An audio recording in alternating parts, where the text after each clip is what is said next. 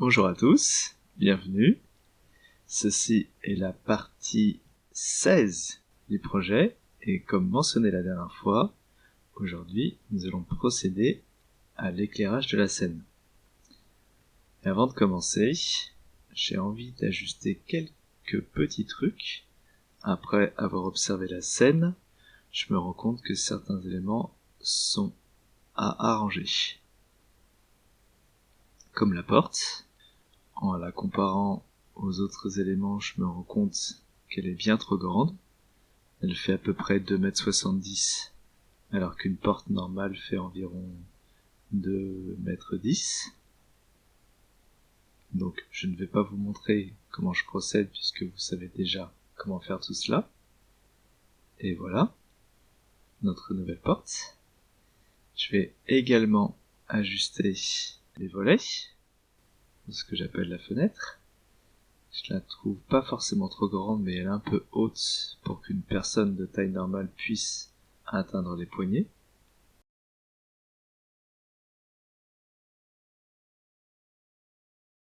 Et voilà, cette partie est faite.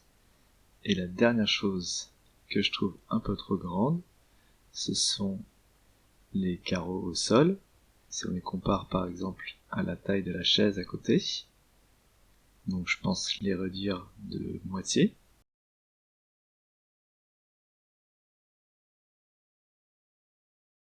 Comme cela. Et donc maintenant, on va pouvoir passer à l'éclairage.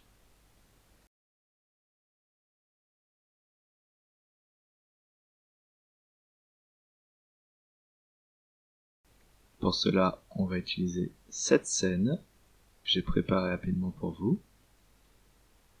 Et pour commencer, je vais vous expliquer comment moi j'éclaire une scène. J'utilise trois principales sources de lumière. La première, c'est la lumière qui provient de notre environnement.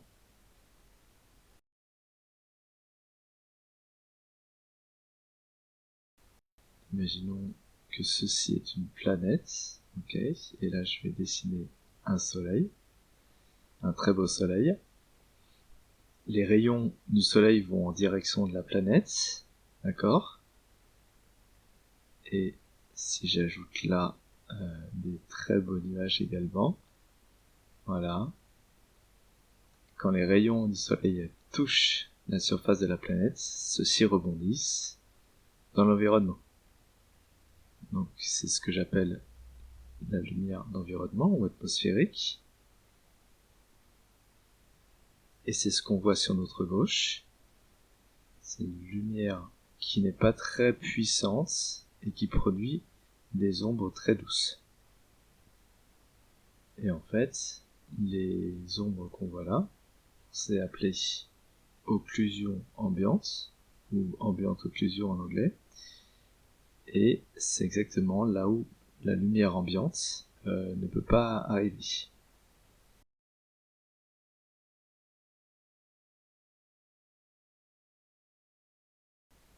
Ensuite, on a aussi la lumière du soleil, qui va atteindre les objets directement.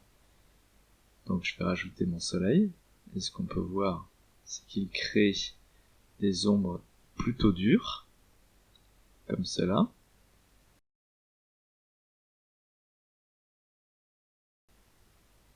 Et on va avoir également un éclairage beaucoup plus puissant que la lumière d'ambiance.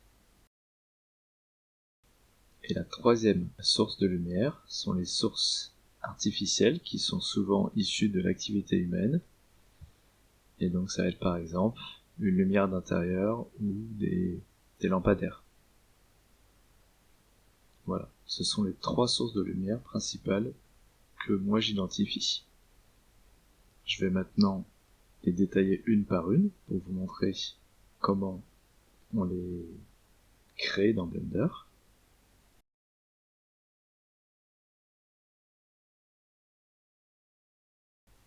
Je vais donc commencer par la lumière d'ambiance. Elle est contrôlée dans Blender dans l'onglet All Properties du panneau des propriétés. Cela correspond également un shader comme des matériaux, et par défaut, nous avons une couleur unie et le paramètre strength qui va régler sa puissance. Je peux le moduler comme je le souhaite et également changer la couleur.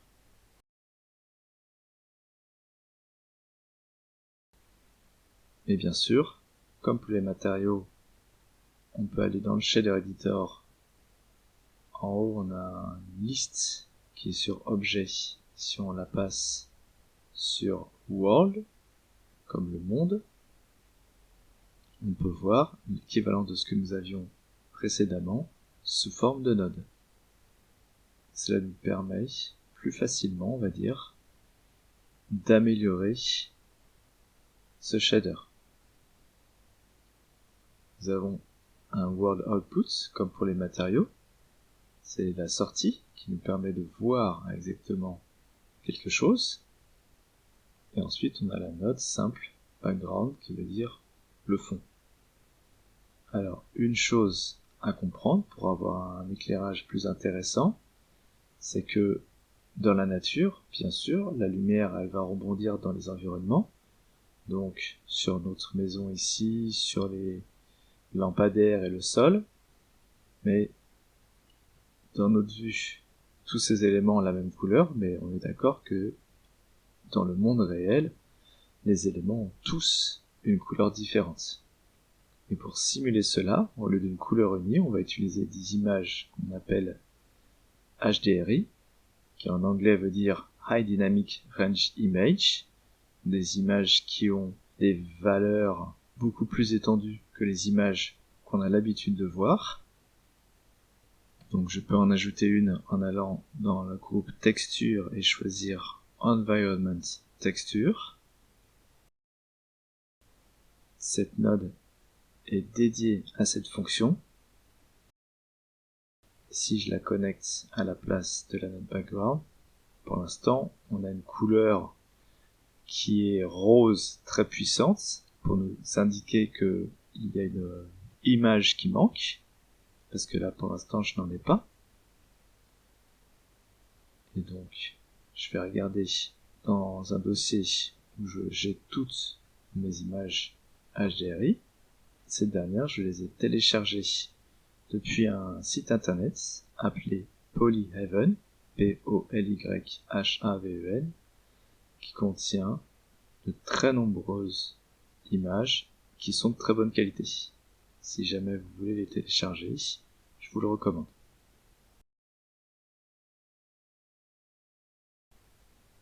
Donc je vais en choisir une comme ça, et on se rend compte que en la faisant passer par la node background, cela nous permet d'avoir la couleur de l'image et de pouvoir aussi contrôler sa puissance.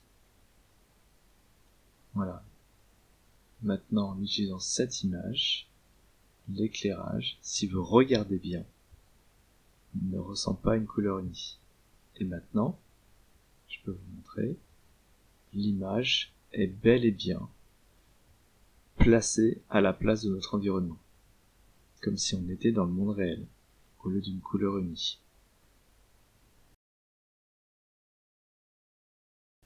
Donc c'est ce qui éclaire ma scène, et comme dit précédemment, dans le monde réel, nous avons du jaune, du vert, du marron, et même des couleurs du ciel. Donc, comme c'est une image HDRI, on le voit pas, mais il y a vraiment beaucoup plus de détails qu'une image normale dans les zones claires et dans les zones foncées. Je peux choisir une autre image si je veux, et en fonction de l'image, l'éclairage sera bien évidemment totalement différent. Là, nous avons une petite teinte d'orange, mais bien sûr plein d'autres couleurs. Et si je la compare bien sûr avec une couleur unie, la différence est absolument incroyable. Donc, je vous recommande d'utiliser ce système pour avoir un éclairage beaucoup plus réaliste. Et ce qui est intéressant, c'est si je rajoute des nodes texture coordinates et mapping, je peux changer la rotation en Z de l'image elle-même, ce qui va pouvoir modifier un petit peu l'éclairage. Par exemple, je vais pouvoir aligner la source de lumière et donc les ombres avec ce que je souhaiterais avoir dans ma scène finale.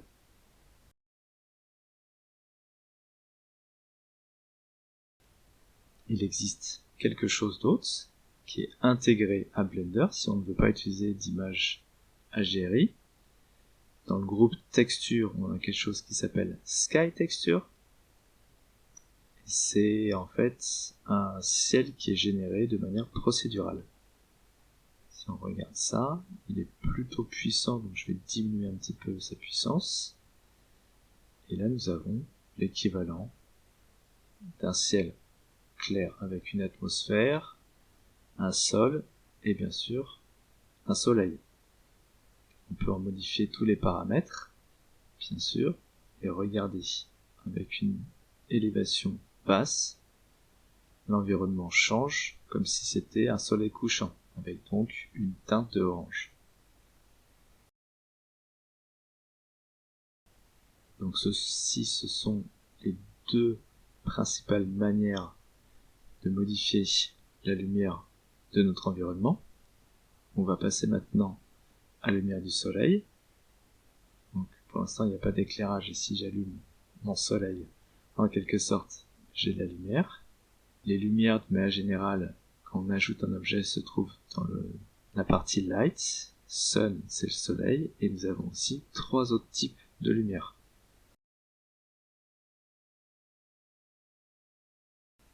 Ceci est notre soleil, et c'est la seule lumière dont la position dans l'environnement 3D n'a absolument aucune importance, puisque la source est considérée comme venant du soleil, c'est-à-dire de très très loin. Sa position dans l'espace n'a pas d'importance, seulement son orientation. Et sur quasiment chaque type de lumière, nous avons un point jaune. Si on maintient notre bouton gauche de la souris dessus, on peut orienter la lumière vers l'élément qui est en dessous de notre souris.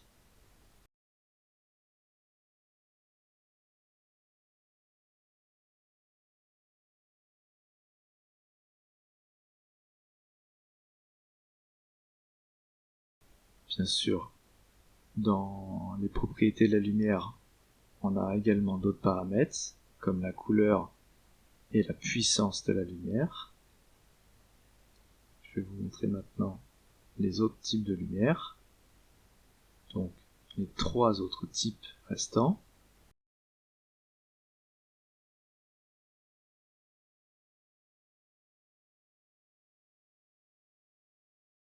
Ceci est appelé Spotlight. Donc, comme vous l'avez deviné, il se comporte comme un spot.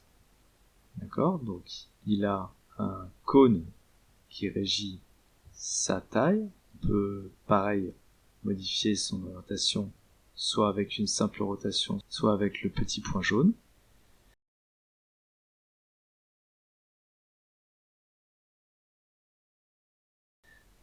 Et ensuite, on a forcément d'autres paramètres, comme la taille du cône,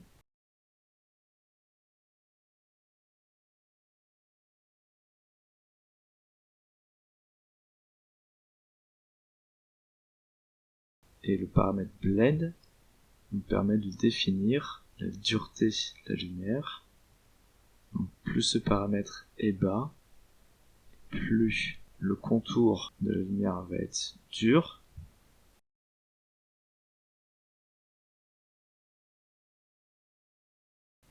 Dans le panneau des paramètres, on peut changer une lumière d'un type à un autre. Donc je vais changer cette dernière en type Point Light.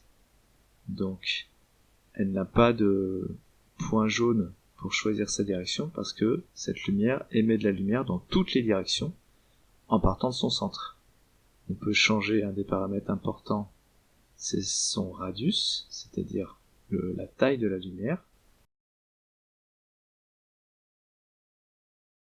Avec un petit rayon, on aura des ombres très très dures, et avec un rayon plus grand, forcément, les ombres seront beaucoup plus douces.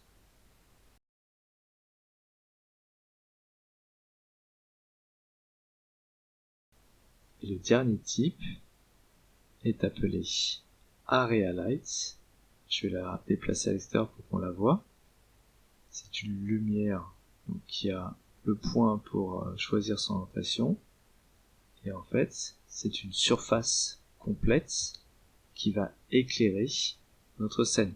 On peut changer sa forme dans les paramètres, en rectangle, en disque ou ellipse.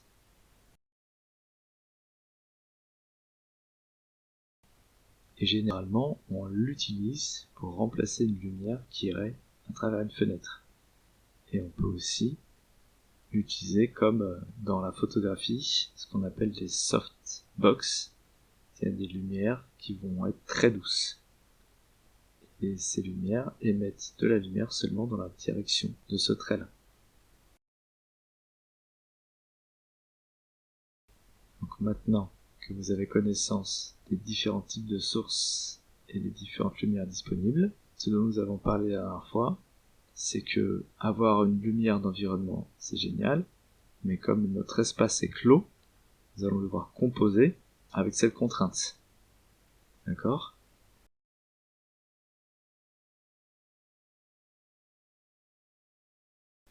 Donc, puisque la scène se passe pendant la nuit, nous n'avons pas énormément de lumière venant de l'extérieur, et donc on fait ça beaucoup en 3D, entre guillemets, tricher pour obtenir un résultat qui soit convenable.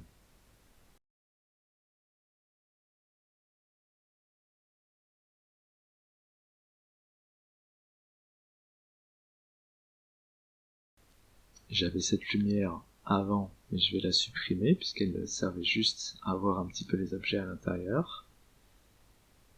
Et souvenez-vous, au début de l'animation, les volets sont ouverts, donc je vais juste les masquer pour l'instant. Et je vais rajouter les murs et le plafond. Je vais garder deux vues 3D, une en mode rendu pour pouvoir voir exactement à quoi ressemble notre intérieur, et une autre pour pouvoir placer les éléments facilement en mode solide.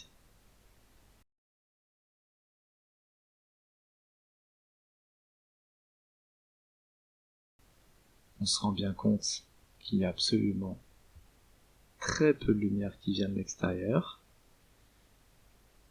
mais on veut forcément de la lumière.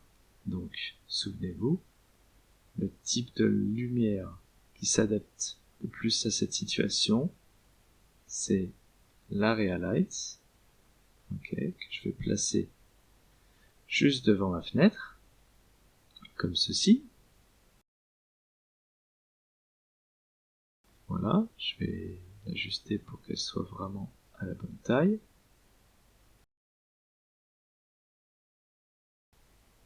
Donc cela va déjà faire entrer plus de lumière à l'intérieur de notre scène depuis l'extérieur.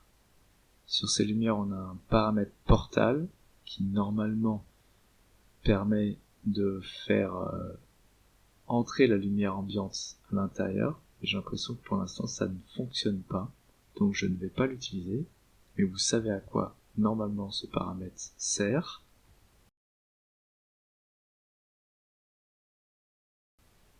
Et là on se rend bien compte que l'intérieur est quand même un tout petit peu mieux éclairé. Pour ajouter un peu plus d'intérêt, je vais quand même ajouter un sunlight, donc un soleil.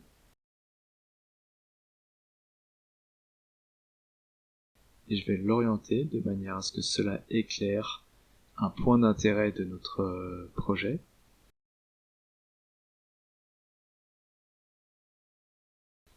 C'est-à-dire le support du livre.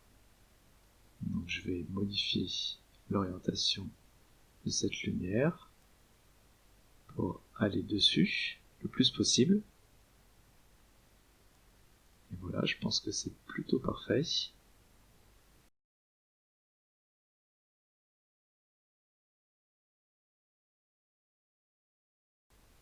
Bien sûr, il faut prendre en compte le fait que ces volets seront fermés par la suite.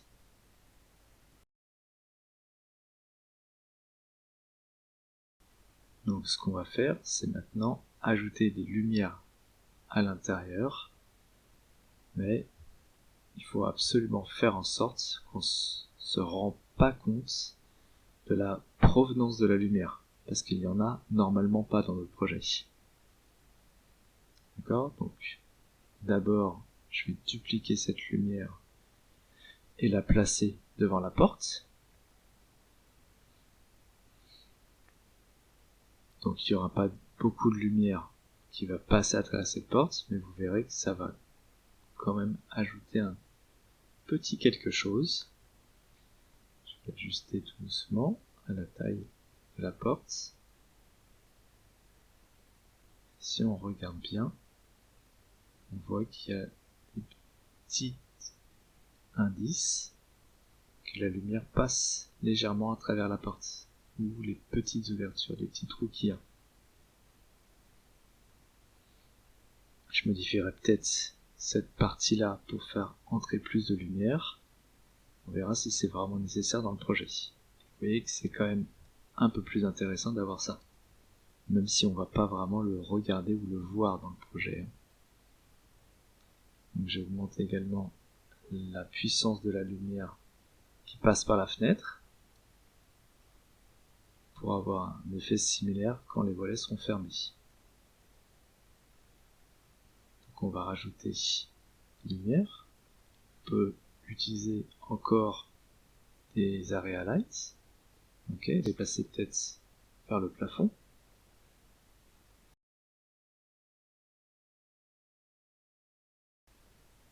Maintenant que je suis en train de les placer, puisque les area lights sont plutôt directionnels, on a l'impression là en regardant dans la vue en rendu que on peut deviner la direction de la lumière. Cela va nous faire laisser croire qu'il y a quelque chose au plafond qui éclaire notre scène.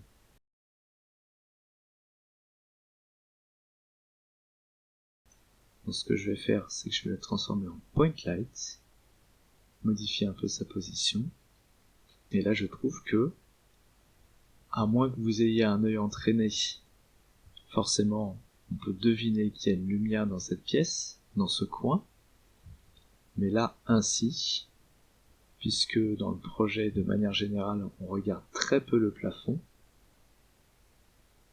eh bien je pense qu'on se rendra beaucoup moins compte du fait qu'il y a des lumières dans le haut de la scène. Je vais dupliquer cette lumière dans les quatre coins de la scène.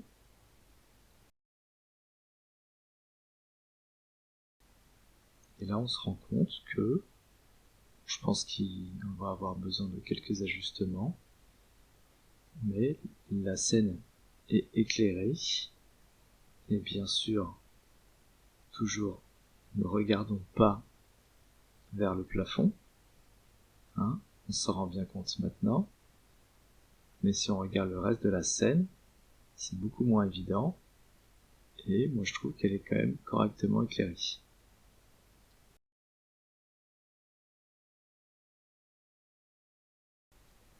Donc maintenant, je vais commencer à modifier leurs paramètres pour que l'éclairage ressemble plus à ce que nous voulons. On se souviendra que ceci se passe pendant la nuit. Donc d'abord, je vais un petit peu réorganiser mes lumières et les placer dans des collections. Donc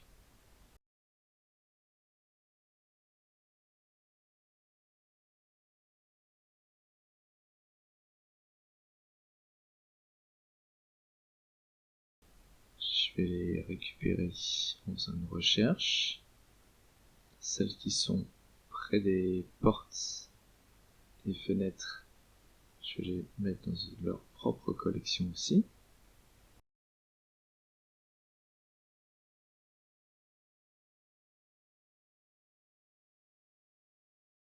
Et également placer mon soleil dans sa propre collection.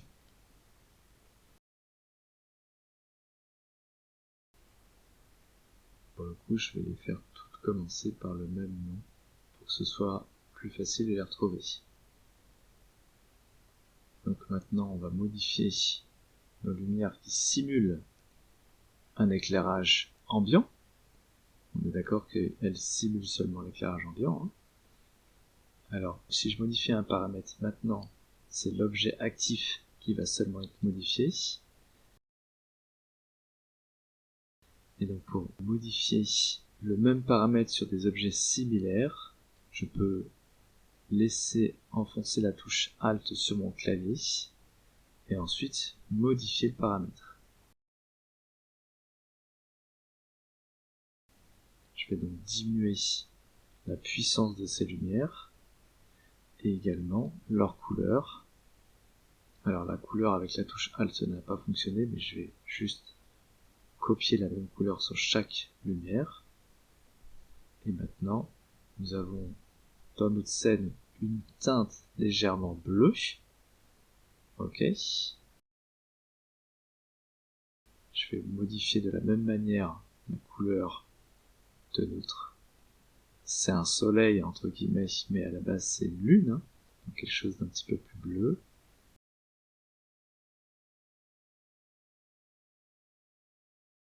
Et de même pour les lumières qui se trouvent au niveau des entrées.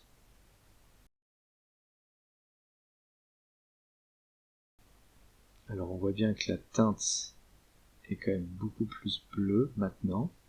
Mais faites attention à ce que ce ne soit pas trop bleu, parce qu'il est nécessaire qu'on voit toujours ou qu'on devine au moins la couleur des matériaux, et si on souhaite quelque chose de plus bleu, on pourra le faire plus tard lors de la phase de compositing, de post-process.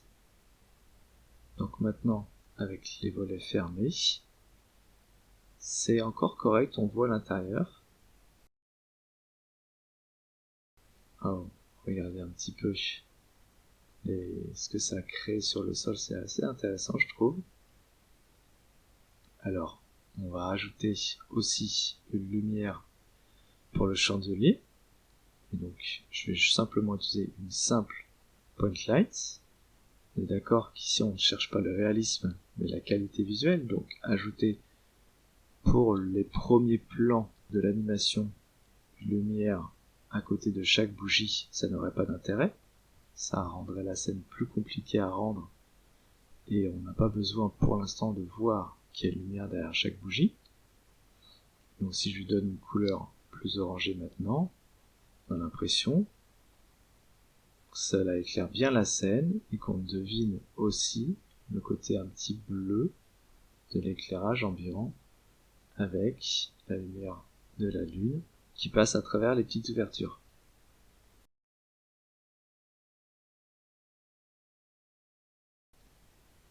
Et donc, la prochaine étape, c'est que il va être nécessaire d'ajuster l'éclairage en fonction de la séquence, parce que forcément, en fonction de là où on regarde, on va avoir besoin de modifier la lumière pour attirer l'attention ou transmettre une certaine émotion, et ce genre de choses. On ne peut pas utiliser le même éclairage pour toute l'animation.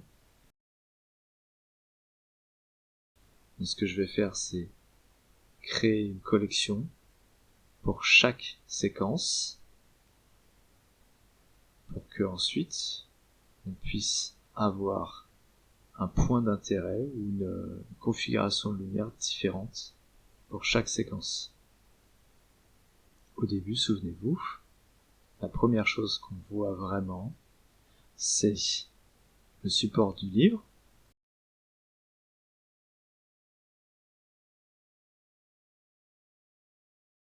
Donc, ma caméra sera à peu près ainsi. Et donc, souvenez-vous, dans la série des bases de Blender, nous avons utilisé ce qu'on appelle 3-point lighting, donc un éclairage à 3 points. Et c'est ce que nous allons faire ici. Voilà, c'est déjà fait, et c'est ce que nous devons mettre en place pour chaque séquence de l'animation. Bien sûr, attention, il faut que je vous prévienne que ceci n'est absolument pas la meilleure manière de mettre en place les différentes séquences et les différents scénarios d'éclairage. Et puisque je considère ceci comme étant toujours des tutoriaux pour débutants et un projet pour débutants, je vais essayer de garder de cette manière le projet le plus simple possible. Un autre outil qui est très utile, voire essentiel, quand on travaille avec des lumières, et je ne vous en ai pas parlé jusqu'à maintenant. Alors, à moins que vous ayez un écran qui soit déjà calibré, ce que vous pouvez faire, c'est aller dans le panneau des propriétés, et dans l'onglet Render Properties, tout en bas, vous avez une section appelée Color Management, et le paramètre View Transform est par défaut sur Filmic. Si vous le changez en False Color, vous avez une vue qui ressemble un petit peu à une vue un peu infrarouge qui montre la chaleur des corps. Donc on peut utiliser ce tableau qui montre un petit peu, en fonction des couleurs, la différence de lumière de chaque élément, chaque partie. Donc avec la scène telle qu'elle est, on voit bien que la plupart des éléments sont bleus, ce qui n'est pas du tout éclairé. Si on voulait, par exemple, en utilisant cette astuce, que la scène soit éclairée entre guillemets normalement, je vais désactiver la collection de notre première séquence et je vais ajuster les lumières ambiantes pour avoir un résultat neutre. Il faudrait que nous ayons des éléments de couleur grise pour avoir un éclairage à entre guillemets normal, à 0. Et ensuite, vers les valeurs positives, nous avons du vert qui tourne vers le jaune, et vers les valeurs négatives, nous avons le même vert mais qui tourne vers le cyan.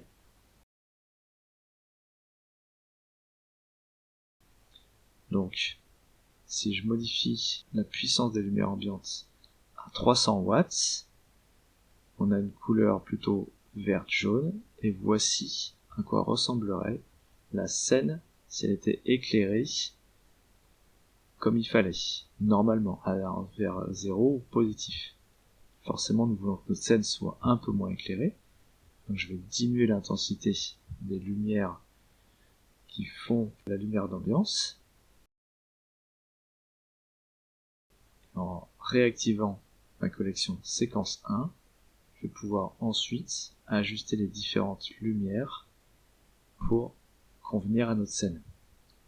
Nous avons des éléments qui sont vert-jaune, donc c'est très bien. Nous avons ceci sur le support du livre, qu'on va le garder, et les autres éléments vont plus vers le bleu, donc ils sont un peu plus sombres, et c'est ce que nous voulons. Ce que je vois là, c'est que le mur du fond est peut-être un peu trop éclairé, donc il vole la vedette à notre support de livre. Et donc ce que je vais faire pour compenser cela, je vais sélectionner les lumières qui éclairent ce mur, donc ce sont mes points qui sont vers le fond.